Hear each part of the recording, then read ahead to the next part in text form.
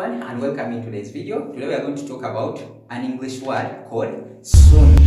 Soon. So soon is an English word that is used to talk about something that will happen in the near future. Something that is going to happen or something that will happen in the near future.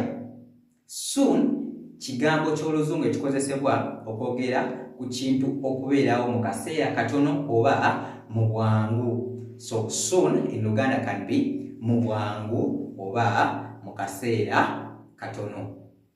Once again, mu bwangu oba mu kaseera katono. So it talks about something that is going to happen in a short period of time. Kigenda kubeerawo mu kaseera katono okuva kati. So it is going to happen soon. Kigenda kubeerawo mu bwangu oba mu kaseera katono. So soon is mainly used to imply that something is going to happen within a short period of time. Ekintu kinaatera okubeerawo mu bwangu oba ekintu kigenda kubeerawo mu kaseera katono. Okay, let's have some examples. Number one, we have I will see you soon. I will see you soon. Okay, so I will see you soon. Remember, we looked at sentence construction, and in this sentence we have the subject as I.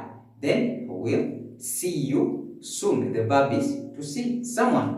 Okulaba omuntu. Remember, we've said soon in Luganda is mu bwangu oba mu kaseera katono. So you have to use one of the two. I will see you soon in Luganda. It's going to be Inze inja kulaba mu bwangu. Inze inja kulaba mu bwangu. I will see you soon. Inze inja kulaba mu bwangu. Or you can say Inze inja kulaba mu kaseera katono. Inze inja kulaba mu kaseera katono. Hope now you're trying to get how to use soon. Okay, example number 2. The bus will arrive soon. The bus will arrive soon. And this in Luganda is going to be basi ejja kujja mu bwangu. Basi ejja kujja mu bwangu. Hope now you know the subject, the verb in this video. Okay, let's go to example 3. I am going to bed soon. I am going to bed soon. And this I am going to bed soon in Luganda, it's going to be Inze ngenda mu buliri mu bwangu. Inze ngenda mu buliri mu bwangu. Once again, Inze ngenda mu buliri mu bwangu. Okay. She died so soon. She died so soon. And this in Luganda is ye yafudde mu bwangu. Ye yafudde mu bwangu.